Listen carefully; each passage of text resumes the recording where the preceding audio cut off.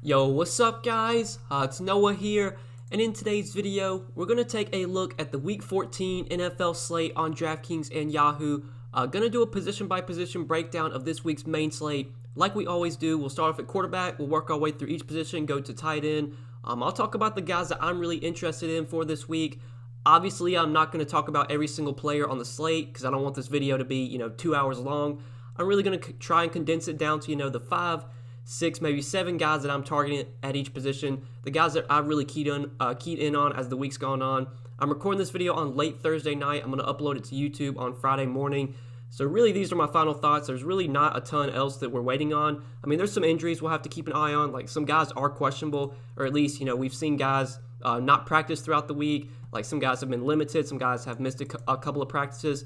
Obviously, we'll need to monitor those, but I really think we've got all the news that we kind of need as of Thursday night, Friday morning. So we'll break down the slate. We'll start off at quarterback. Just before we do, guys, as always, I'd appreciate it if you hit that like button down below. If you are new to the channel, be sure to click the subscribe button as well. I do upload a ton of NFL content to this YouTube channel. I will be making NBA videos daily as well once the NBA regular season gets here in a couple of weeks. I know the preseason starts on Friday, but I won't be playing the preseason. I won't be playing, the preseason slates, and I don't want to make videos if I'm not playing, so I will have NBA content up when the regular season gets here on the 22nd.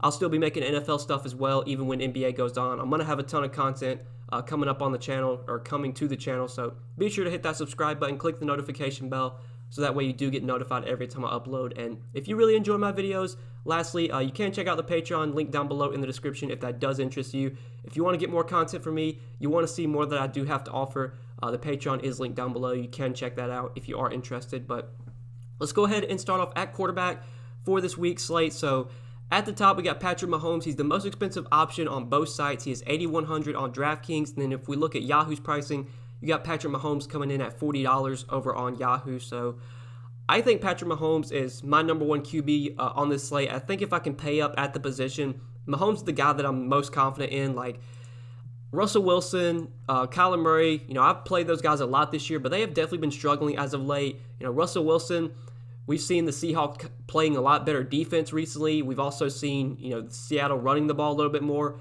Wilson has had some really bad games as of late. Obviously, this is a good bounce back spot for him, this week at home against the Jets. But Mahomes, man, he's just been so consistent this year, so good. Really his only bad games this season have come against Denver. Last week against Denver, or last Sunday night, he had 22 DraftKings points against them. And then week 7 against them, when the Chiefs just defensively shut out Denver, Mahomes only had 12 DK points. But really, the guy's giving you pretty much like a 20-point floor this season. Even when he has a bad game, you're still getting 20, 22 DraftKings points from Mahomes. And we know he can go out there and put up 35, 40 on any week, I should say. Obviously, the Dolphins have been better defensively this year. I'm definitely not taking away from the Dolphins. They've been really good on the defensive end, but are we really worried about, team's defense when it comes to a guy like Patrick Mahomes? Me personally, I'm not. I'll play Mahomes any week, and, this is a game that does have a high total, 50.5 total. It's been bet up 2 points since it opened at 48.5. People are betting on the over here. I could see this game being a shootout if the Dolphins can put up points.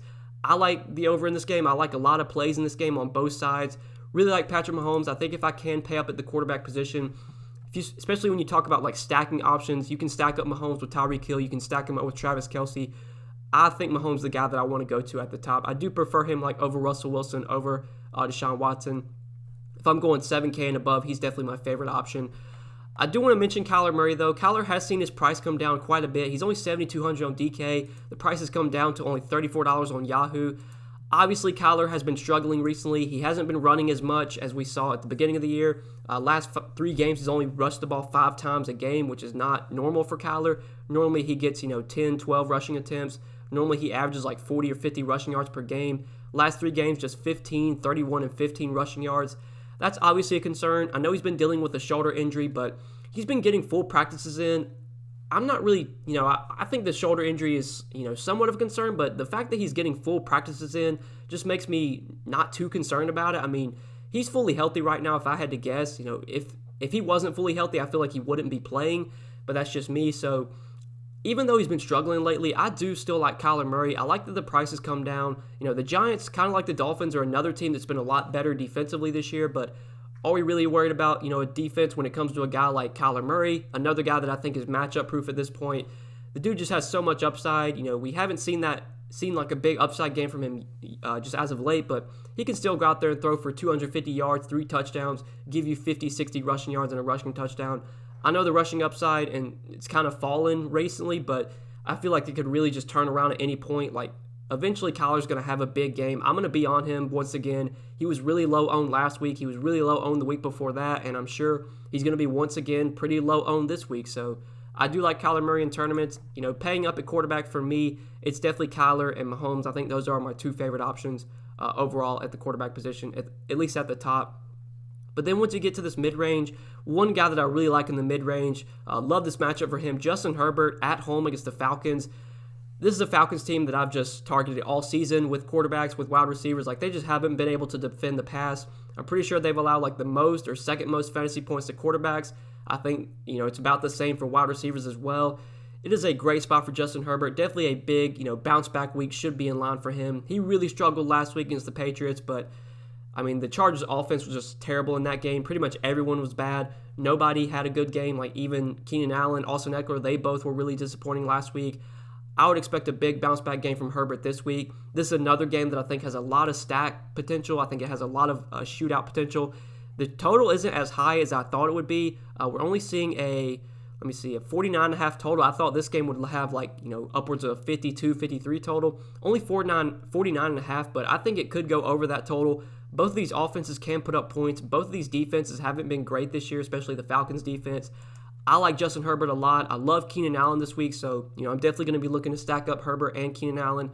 I think he has a big bounce back week, and maybe people will be off of him because he disappointed so much last week, but really like Justin Herbert here against the Falcons. Hard not to like him, given how bad the Falcons defense has been this year, especially against quarterbacks and just against the pass in general.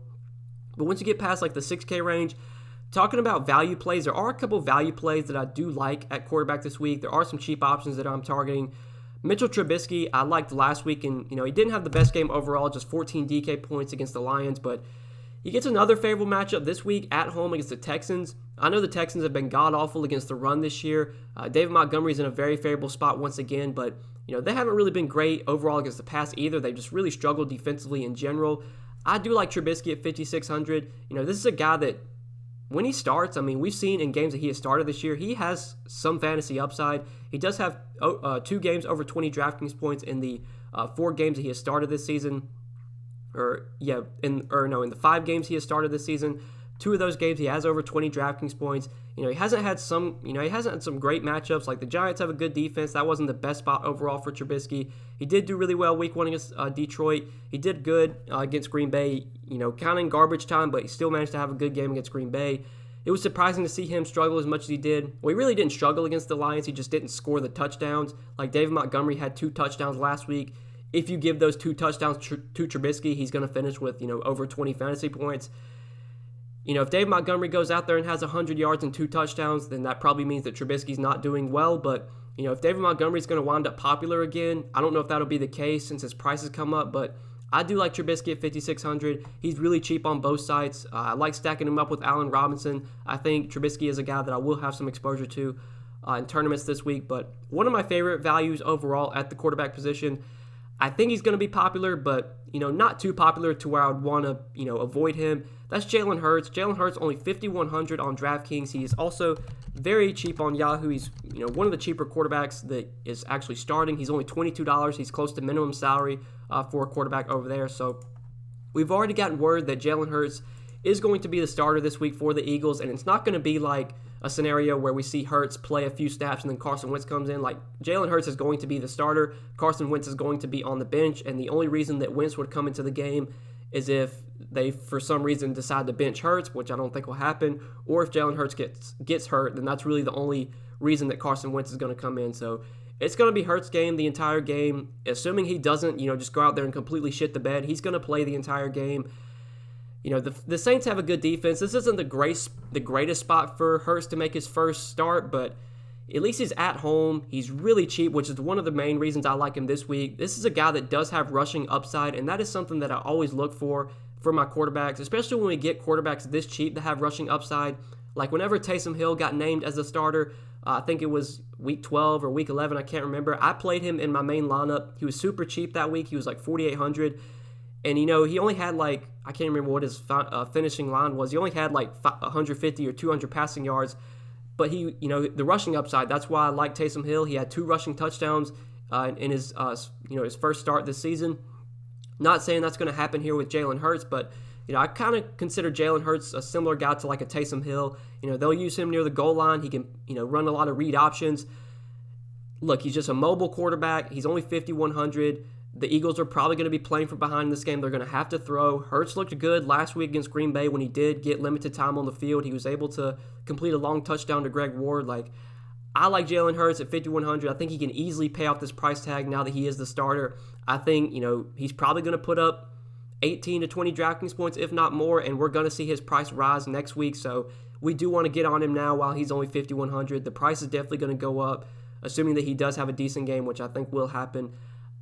As a cheap option to save some salary so we can pay up at running back and receiver, I do like Jalen Hurts a lot. He's definitely one of my favorite quarterback values overall this week. Really just, when you get quarterbacks this cheap that have the rushing upside that Jalen Hurts does, that's really all that you can ask for. So I like him a lot as a value. But let's go ahead and move on to the running back position. So this is a week where I'm not really interested in the top 2 guys. I'll have some exposure, but I'm not going to be heavy on Dalvin Cook or heavy on Derrick Henry. Christian McCaffrey doesn't look like he's going to play, so I didn't mention him, but he's doubtful. He's not expected to play. But Dalvin Cook, he's been an absolute monster this season without a doubt. He's getting massive volume, 30 touches in 3 of his last 4 games. The volume has been there for Dalvin Cook. This is one of the tougher spots, though, that he's had this season, going on the road against Tampa Bay. Tampa Bay's run defense has been really good this year. They were really good against the run last year. I'm a little bit worried about Dalvin Cook. I could see this being a game where maybe he isn't very efficient. He's still going to see his normal 20, 22 carries, but maybe he only averages 3 or 4 yards per carry. He's going to need to score 1, if not 2 touchdowns to really be a guy that you kind of have to take down a GPP. And I could see guys cheaper outscoring Dalvin Cook. I'm probably not going to be paying up for him much at 9,400. Derrick Henry as well. He burned me last week. I told you guys in my video last week, whenever I play Derrick Henry, he just completely sucks. And whenever I don't play him, that's when he scores 30, 40 DraftKings points. I'm going to be underweight on Derrick Henry this week, so that means he's probably going to score 30 or 40 DraftKings points. That means you probably want to play him.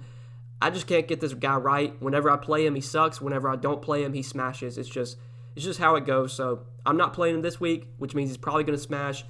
8,700 is just too expensive of a price tag for me to want to pay this much for Henry. I know I paid 9,200 for him last week, which is probably kind of a fish move, but we did have a lot of value last week. We had a lot of cheap plays that made it easy to pay up for Henry. This is also kind of a different slate where there's some guys in the 7K range that I really, really like. Whereas last week, I thought Henry and Cook were like the clear top 2 options that, I wanted to try and pay up for. It's different this week. It's a great matchup for Henry, but 8,700, he's going to have to get 100 yards and multiple touchdowns to be a guy that you have to have. We know Derrick Henry doesn't get a ton of usage in the passing game. Obviously, it was a terrible game script for him last week, with how the Titans got down big early on in the game. Henry, that's just not when you want Derrick Henry. You want Derrick Henry in games where the Titans are winning, by 2-3 touchdowns and they're just handing the ball off to Henry every single play. That could obviously be the case this week because this Jaguars team is really bad. The Titans are big favorites here. They're probably going to be able to feed Derrick Henry a ton in this game, but I don't know if I want to pay 8,700 for him when we can get a guy like Aaron Jones in a great spot for only 7,600.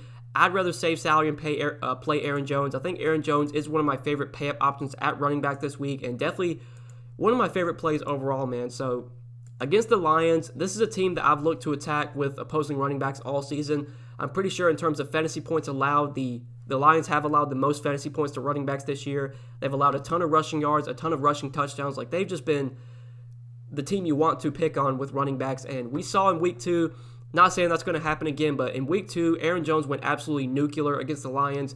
18 carries for 168 yards and 2 touchdowns.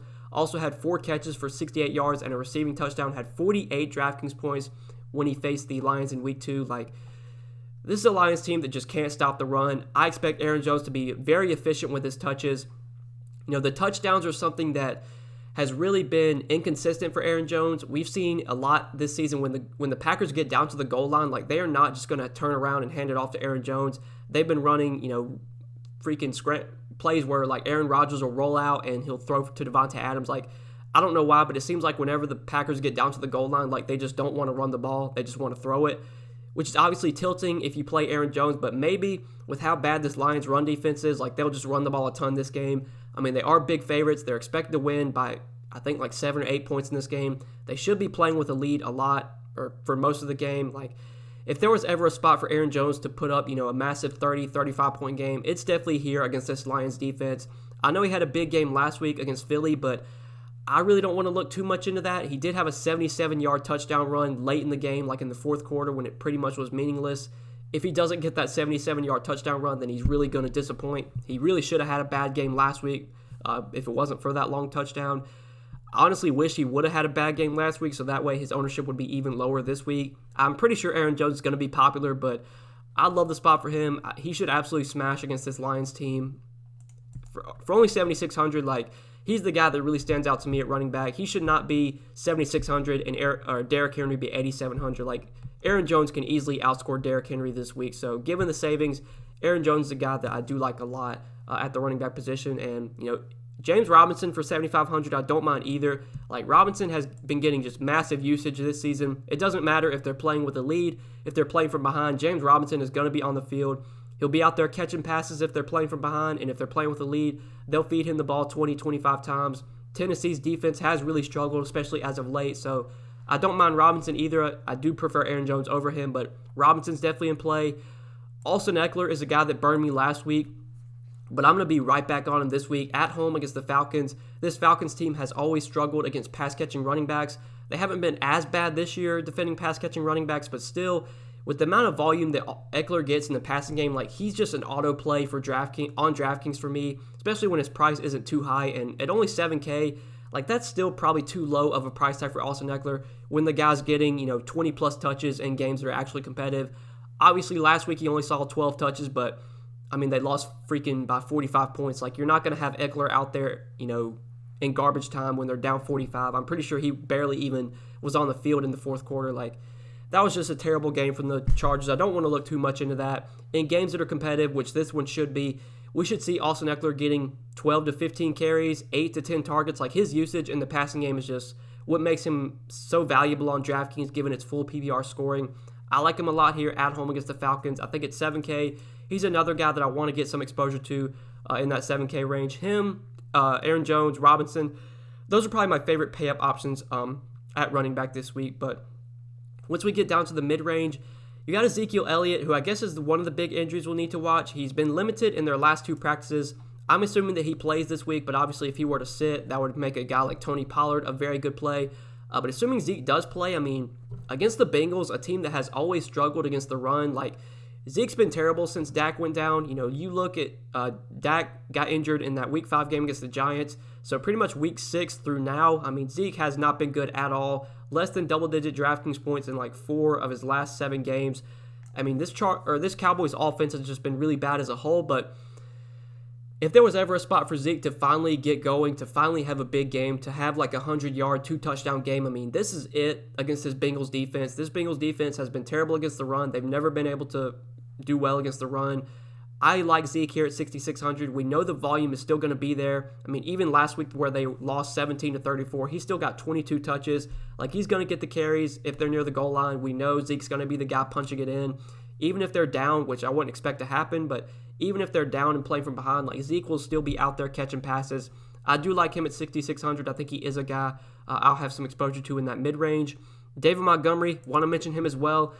Look, he had a great game last week. He was very popular last week. He was one of the higher owned plays on the slate. He was only 5,500 in a great matchup against the Lions.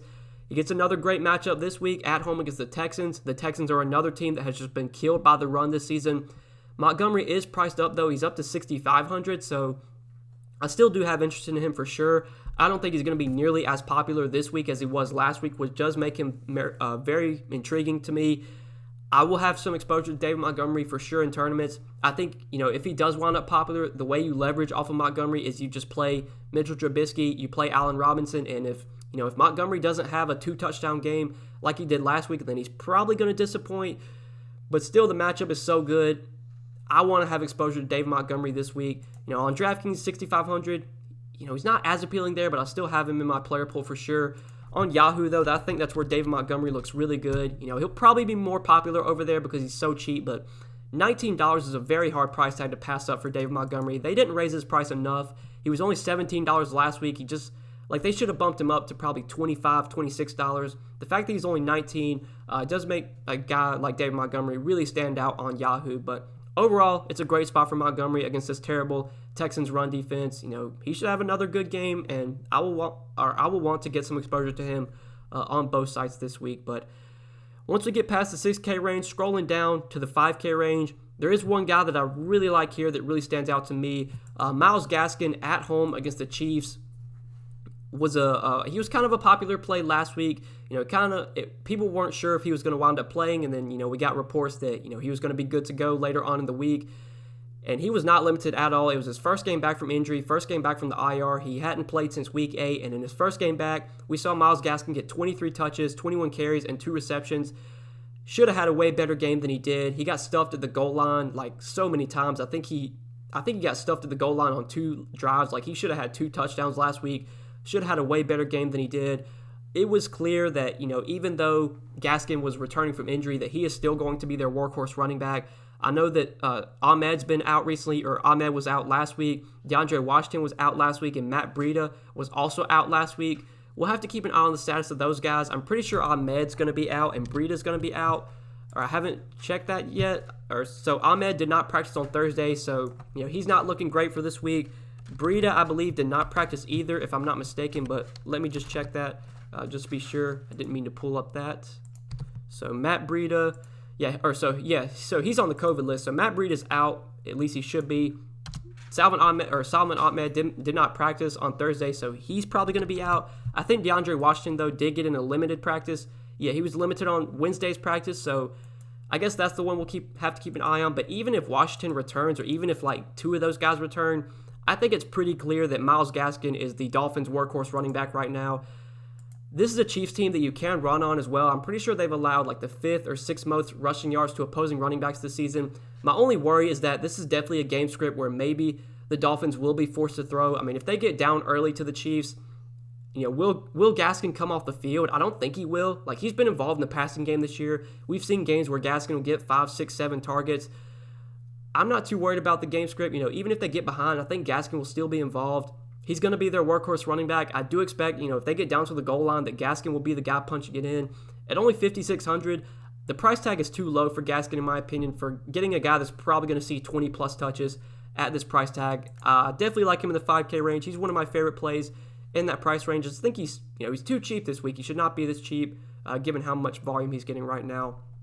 But one more guy I want to mention for really cheap. Another guy that stands out as a value, $4,900, J.D. McKissic. We've already gotten word that Antonio Gibson is doubtful. He got injured in their game against Pittsburgh on Tuesday night, I believe it was not able to return. Doesn't look like he's going to play this week. And last week, whenever Gibson went down, McKissic was the number 1 running back. I'm pretty sure he played on over 70% of the snaps last week after Gibson got injured. He didn't get a ton of carries, but this is where McKissic really does his damage. It's in the passing game. 10 targets, 10 receptions for 70 yards. On DraftKings, where it is full PPR scoring, I mean, McKissic is so valuable on DraftKings because he has the upside to catch 10, 12 passes. We've seen games this season where Alex Smith will just target J.D. McKissic a ton. 14 target game against the Giants, 15 target game against Detroit. It is totally not out of his range of out of a realm of possibility that you see J.D. McKissic get 10, 12 targets this week. Should get probably 6 to 8 carries as well. If they get down to the goal line, there's a chance that Peyton Barber is going to be the goal line back and not J.D. McKissic, but with how much they use McKissic in the passing game, with how much Alex Smith will target him, and given that Antonio Gibson's out, I like J.D. McKissic a lot as a value play. $4,900, especially on DraftKings where it's full PPR scoring. He is my preferred Washington running back to go to between him and Peyton Barber. I do prefer to go to McKissic, but that's kind of it for running back, guys. Let's go ahead and move on to wide receiver and talk about this position. So at the top of the wide receiver position, you got Davante Adams, most expensive option to no surprise. He's $9,300 on DK. I think he's $39 on Yahoo. Yeah, $39 on Yahoo. I mean, Davante Adams, you can play pretty much every week at this point. I don't know if this is going to be a week where I go out of my way to play him, especially not in cash games. I think in cash games, I'm probably going to be paying up for Aaron Jones, Probably going to be going elsewhere at receiver. You can always play Davante Adams. The guy's matchup proof. He should crush pretty much every week. But I like Aaron Jones so much. I think this could maybe be a game where Aaron Rodgers doesn't throw 4 touchdowns and we finally see Aaron Jones put up, a 2 or 3 touchdown game. So for that reason, I'll probably be underweight on Davante Adams.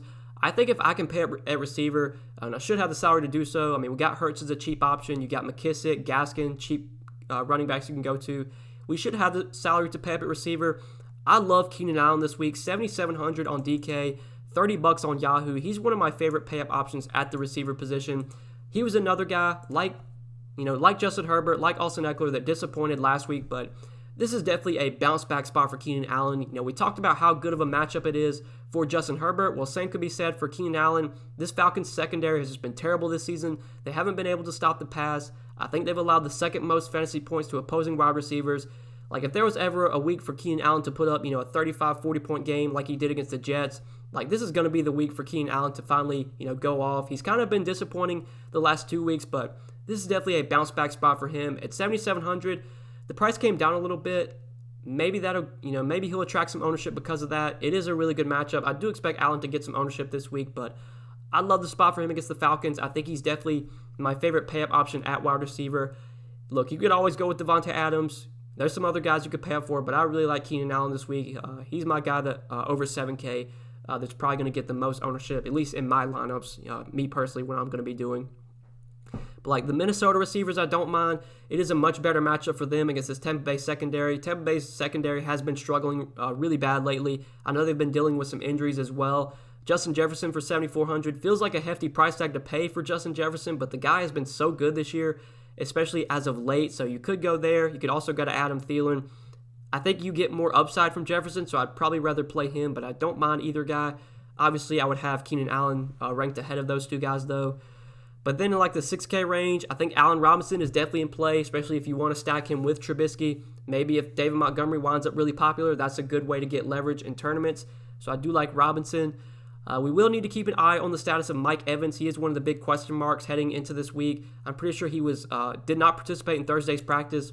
Obviously, if Mike Evans were to sit, that would be a big boost for Chris Godwin, who's only $6,300. That would also be a big boost for Antonio Brown, who is only $5,500. I would have a lot more interest in those two guys if Mike Evans were to be out this week. But I'm recording this video on late Thursday night. I'm going to post it on YouTube Friday morning. That'll just be something we have to monitor during the weekend. Keep an eye on Mike Evans' status. Another guy, though, that's questionable is Julio Jones. This is another question mark we'll have to keep an eye on. He did not practice on Thursday. Signs aren't looking great for Julio, but you never really know with this guy. I really like him, though, if he plays this week, man. $6,600 for Julio Jones is just too cheap of a price tag. Look, I know he's been dealing with injuries this year. I know he hasn't been great in terms of, what we expect from Julio. Like, this was, a top-tier wide receiver last season in terms of fantasy scoring. He's had some big games this season. He's also had some really big duds. Some of that's been due to injury. But when healthy, in my opinion, Julio Jones is still one of the best wide receivers in the league. He should not be $6,600 no matter what kind of injuries he's dealing with. Like, this is still a guy that's going to see a ton of volume when he's healthy. I mean, he got 10 targets last week in his game, or his first game back from injury, 6 catches for 94 yards. This Chargers secondary is one I'm not too worried about, especially when it comes to a guy like Julio Jones, who's matchup proof. I like Julio a lot at $6,600. In lineups where I stack up Justin Herbert and Keenan Allen, I will definitely be looking to Julio as a run back option. Don't know if I would go there in cash games because there's always question marks with Julio's injuries, injury prone. Probably makes it risky for cash, but in tournaments, I mean, this is a guy that has slate-breaking upside pretty much any week when he's healthy, and I will definitely be looking to play him in tournaments and stack him up or running back with my Herbert. Allen stacks, look to Julio as a run back. I don't know if I'll be stacking him up with Matt Ryan, but definitely as a run back in my Herbert Allen lineups. I do like Julio quite a bit in that 6K range. But, like we said, Godwin, Antonio Brown, assuming Mike Evans does not play, that is something we'll need to monitor. If Mike Evans winds up out, I'm going to be a lot more interested in Godwin and Antonio Brown, especially Antonio Brown because his price tag is way down. He's only $5,500. But another team that's dealing with some question marks with some injuries is the Panthers. Both DJ Moore and Curtis Samuel were put on the COVID list. We haven't really gotten an update yet as of Thursday night if they're going to play this week. Signs really aren't looking great for either one to play. And if DJ Moore and Curtis Samuel are both out, I like Robby Anderson a lot, man. $6,200 on Draftkings. Looking at his price on Yahoo, he is very affordable over there. Only $19 on Yahoo. Assuming that we get no more and no Samuel, I mean, Robby Anderson might see freaking 13, 15 targets this week. Like, Teddy Bridgewater should lean on Robby Anderson a ton. He's been their number one receiver this year in terms of targets. He's seen a ton of volume. He's, been a target monster all season. And now with potentially the number 2 and number 3 receiver out for Carolina, I mean, Robby Anderson, I mean, he might lead the slate in targets come Sunday. I would not be surprised at all. I expect him to see a ton of volume. This Denver defense, I'm not really too worried about. I think it's definitely a winnable matchup for Robby Anderson. This is a guy that does have a lot of upside as well. He finally scored a touchdown last week. I mean, the dude literally has 2 touchdowns on the season, and like he's got 75 catches for 912 yards, and he only has 2 touchdowns on the year, and one of those 2 touchdowns came last week. Like, he's run so bad with the touchdowns this season. He got a touchdown week 1, and then he got a touchdown last week, and that's really that's all the touchdowns that Robby Anderson has had. Eventually, he's going to have a big game where he finds the end zone a couple times, goes for over 100 yards, and it could definitely be this week, especially if Teddy Bridgewater is forced to lean on Anderson even more, with potentially no more and no Curtis Samuel, also no Christian McCaffrey. So I feel really good about Robby Anderson. I think the volume is going to be there. It's $6,200. That's not like a cheap price for Robby Anderson, so I don't know if he's going to be like massively popular this week. If he was like $5,500, I think he'd be massive chalk, but at $6,200, maybe he's not as popular as people think. I like him a lot at $6,200. I don't know if I'll be using him in stacks, but definitely as a one-off. He's got a 100-yard and multiple touchdown upside, and really just the target volume. I think that's why I'm looking to Anderson. He's just going to see a ton of targets if DJ Moore and Curtis Samuel are out. So I do like Robby Anderson a lot. The Houston receivers that we talked about last week, Brandon Cooks and Keke Coutee, I think you can go to those 2 guys. Cooks is $6,100. Keke's only $5K, so I think given the savings, I'd probably rather play Keke. He had a big game last week. No Will Fuller. That's obviously a huge boost for Keke. Was able to play, I believe, on 75% of the snaps. Had 8 catches for 141 yards on 9 targets. Got good volume and should see good volume once again for only $5K. I mean, the price came up, but that's probably still a little bit too cheap for Keke if he's going to continue to see, 8 to 10 targets a game. I do like him a lot in that $5K range. But then if we're looking for value plays at wide receiver, if we're going under $5K, there's a couple guys that do stand out that I want to have in my player pool. Like, I think these Cincinnati receivers in a good matchup against Dallas, they're probably too cheap. I mean, Tyler Boyd's only $4,900. T. Higgins is only $4,800.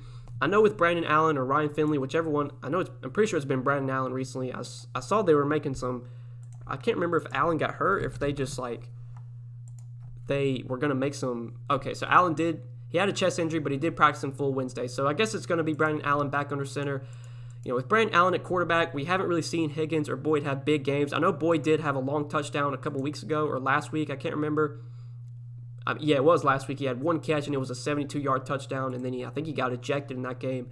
Like, obviously, Boyd and Higgins get big downgrades with Allen at quarterback, but against Dallas, a very easy matchup. I mean, those guys are cheap and do have some upside. Even on the other side of that game, I think CeeDee Lamb for $4,800 you could definitely look to as well if you want to go to him. We'll need to keep an eye on the status of DeAndre Hopkins. I believe he did miss practice on Thursday.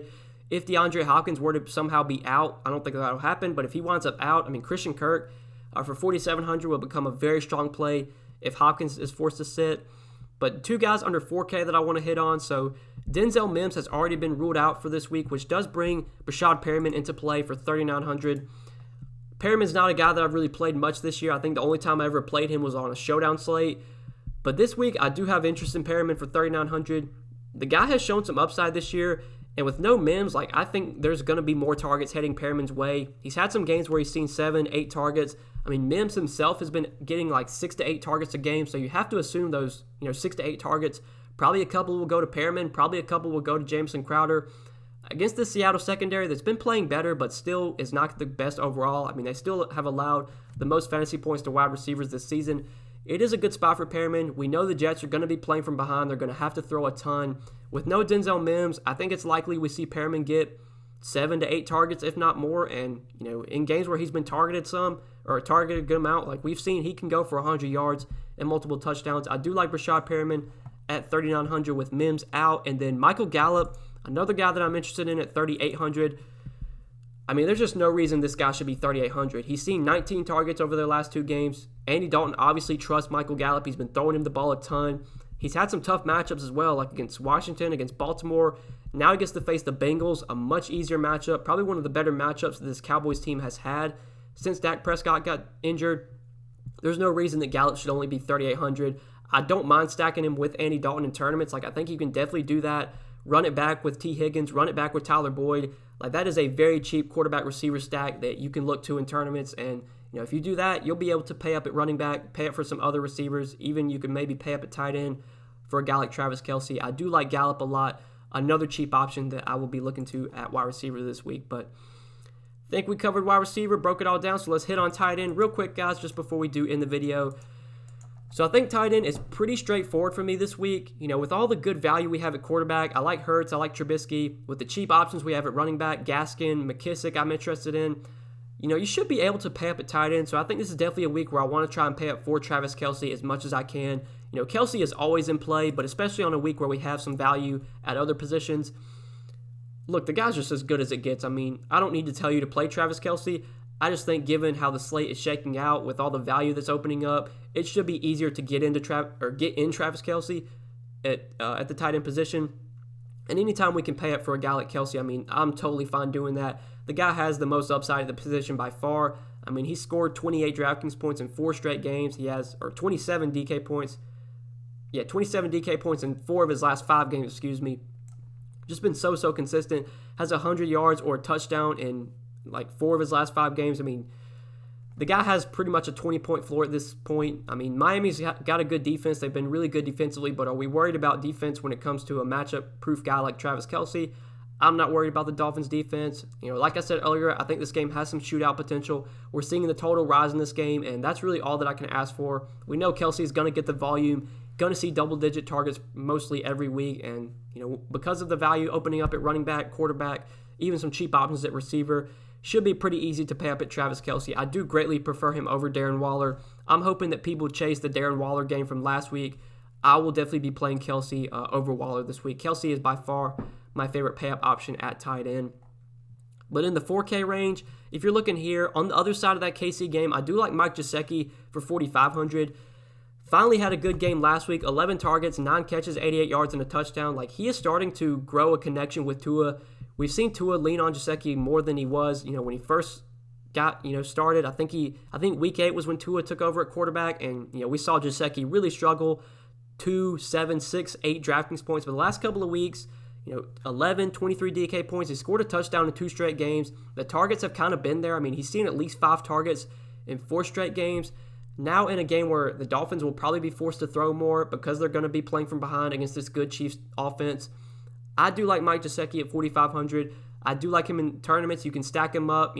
I wouldn't say stack him up with Tua, but you can maybe stack up, Patrick Mahomes and Tyreek Hill, or even, I don't know if I would go double tight end with Kelce, Gesicki, but you could definitely stack up Patrick Mahomes with Tyreek Hill and then run it back with Mike Gesicki. I have no problems doing that in tournaments. I probably wouldn't play Tua, but I do like Gesicki as, just kind of like a one-off play in tournaments, or if you want to use him as a run back option in game stacks. I do like that quite a bit. I do like Gesicki in the 4K range. Evan Ingram, I don't mind either for 4,300, but I think I give the slight edge to Gesicki. If Mike Evans winds up missing, I think that is a slight boost for Rob Gronkowski. So if you want to consider Gronk at 4,800, coming off his first 100-yard game, you could go to Gronk at 4,800. But then under 4K, if we're talking about punt plays, really cheap options at tight end, there is one guy that I want to mention that I do like as a punt option. Cole Kmet, 2,900. He's kind of taken over the number one tight end role for this Bears offense. He's been playing over Jimmy Graham. He's seen his snap percentage increase greatly over Jimmy Graham. I'm pretty sure he's played 75% of the snaps in 3 straight games, whereas Jimmy Graham, he's down to 30 or 40%. At this point, Cole Kmet is the number one tight end for the Bears, coming off a game where he got 7 targets, 5 catches for 37 yards and a touchdown. I do like him this week at only 2,900. I like the matchup. Houston's defense has not been good either. Detroit's defense was that was a good matchup for Cole Kmet. But Houston's defense is not good either. Not a spot I'm too worried about. At only 2,900, close to minimum salary. If he has a similar game to what he did last week, you're thrilled with that at this salary.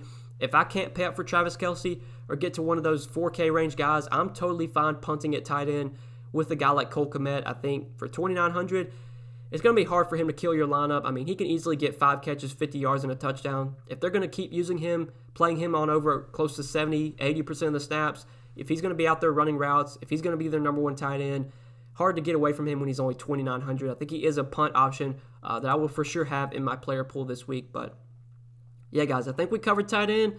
I think we broke everything down for this Week 14 slate. I hope you guys did enjoy the video. I greatly appreciate you watching. If you enjoyed, hit that like button before you do get out of here. Hit the subscribe button as well. Be sure to click the notification bell so that way you do get notified every time I upload. And if you would like to check out more content from me, if you want to see more that I have to offer, if you do really enjoy my videos and you want to see the content I have on Patreon, that is linked down below in the description. It is obviously optional, but for those of you that are interested, the Patreon is linked down below.